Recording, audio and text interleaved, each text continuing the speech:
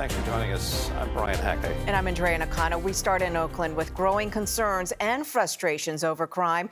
The latest numbers from Oakland police show a surge in crime. Data released from last week shows homicides are slightly down, robberies are up by 31%, car break-ins are up by 47%, and car thefts are up by 52%. This is all compared to last year. Public safety on the mind of both Oakland residents and city leaders as they rallied outside a community meeting this afternoon. And as our John Ramos reports, the one thing both sides agree on is that something has to change. Dueling public events in Oakland are highlighting the growing public divide over the issue of public safety in the city. A group of residents calling themselves Neighbors Together Oakland staged a morning block rally to express their frustration over the feeling that crime is out of control in the city. This event is community members, neighbors coming together, acknowledging that their voices have not been heard. The rally was held in advance of another community safety meeting featuring elected officials at a church next door. Former council member Lauren Taylor, who narrowly lost the last mayoral election, said various citizen groups are offering solutions, but they're not being heard at City Hall. People are afraid to leave their homes, go downtown. We've got other challenges, everything from the rising homelessness to blight, and there's a sense that it's just business as usual by elected officials. We're very worried about where Oakland is, and we're, scared. Some of us are scared to go to the lake or, just go shopping.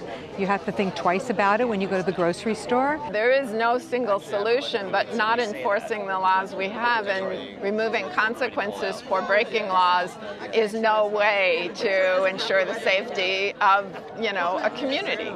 That's the feeling in town these days, that the police force has been gutted and criminals aren't being prosecuted.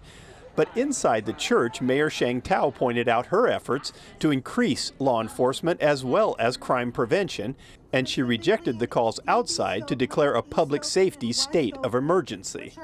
Calling for a state of emergency right now when we are doing everything that this would allow for us to do too. I mean, let's just call it what it is. It's just political theater. And so for me, I'm about doing the action and doing the work. And so this work has already been done.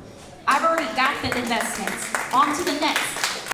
District Attorney Pamela Price is also under fire. Her criminal justice reform agenda is seen by many as being soft on crime.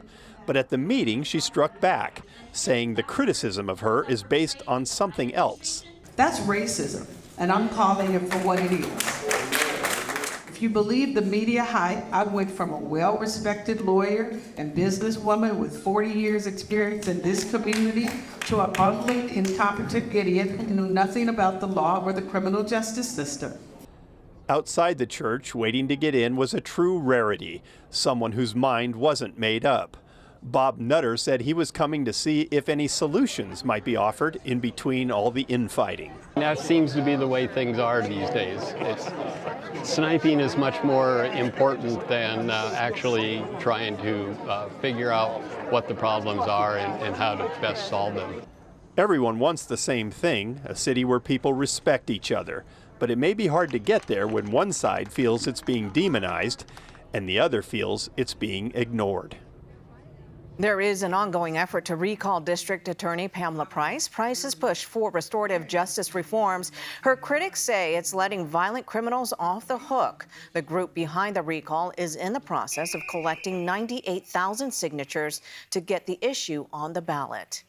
Oakland has been without a permanent police chief for most of the year after Mayor Sheng Tao fired LeRon Armstrong, saying he mishandled officer misconduct cases. The police commission held community forums last month to get feedback from the community on who the city's next police chief should be. The commission also hired a consulting firm to help with the search. An unusual warning about sideshows that might be planned for the weekend, not just in one city, but throughout the state. CHP has been monitoring social media where posts indicate possible street takeovers that could begin in Los Angeles and end in the Bay Area. Police departments have tried to curb the sideshows. San Jose has called on social media companies to block sideshow promotion. So what will happen, we suspect, is different car clubs and groups simultaneously will be doing their sideshow activities in their respective areas. Alameda County supervisors passed an ordinance this summer targeting sideshow spectators. Anybody within 200 feet could be hit with steep fines or jail time.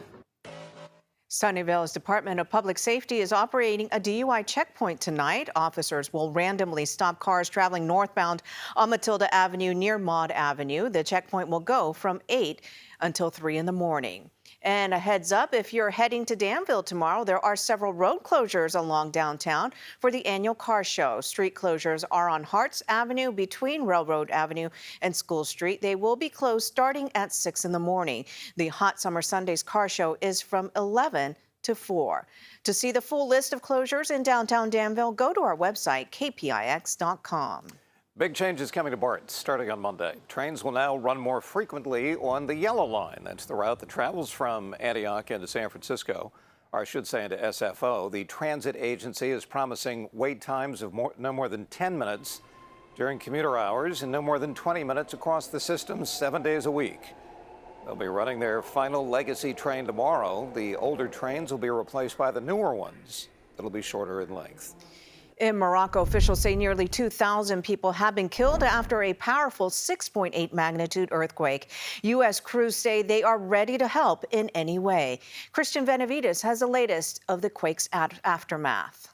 In Morocco Saturday, rescue crews search for survivors after a 6.8 magnitude earthquake struck in the country's high Atlas Mountains. In the village of Amizmiz, this group of workers searched through the rubble. 40 miles away, this is what parts of the city of Marrakech look like. Canadian tourist Jana Meerman felt the ground shake. There are fears of aftershocks, so we're trying to see what happens next. The city is pretty much just on alert right now. Everything's shut, all the businesses are shut, and people are just trying to figure out what to do next. Marrakech, just outside the epicenter, is a popular tourist destination with many historic buildings, some of which are now piles of rubble. This woman is visiting from Australia. The room started shaking. There's no other way. We was going backwards and forwards, and everything started moving, and pictures started moving, and so we just grabbed some clothes and our bags, and we raced out. People are now lining up to donate blood as the scale of the tragedy is still coming into focus, with rescuers struggling to reach remote mountain villages which are hit the hardest. Power there has been cut and internet disrupted. This is believed to be the deadliest earthquake in Morocco since 1960. The quake was felt as far away as Portugal and Algeria, while the U.S. Geological Survey measured the quake at 6.8. Morocco's seismic agency measured it at a 7.2. Monday marks 22 years since the September 11th attacks. Nearly 3,000 people were killed in New York City, Washington, D.C., and Shanksville, Pennsylvania. Memorials are happening all around the Bay Area. San Jose having a day of remembrance tomorrow morning at 10 at the Sheriff's Office building. Livermore has a Remember the Fallen event on Monday at 11 in the morning at Las Positas College. And on Monday night, San Francisco City Hall will be illuminated in red, white, and blue to honor the fallen.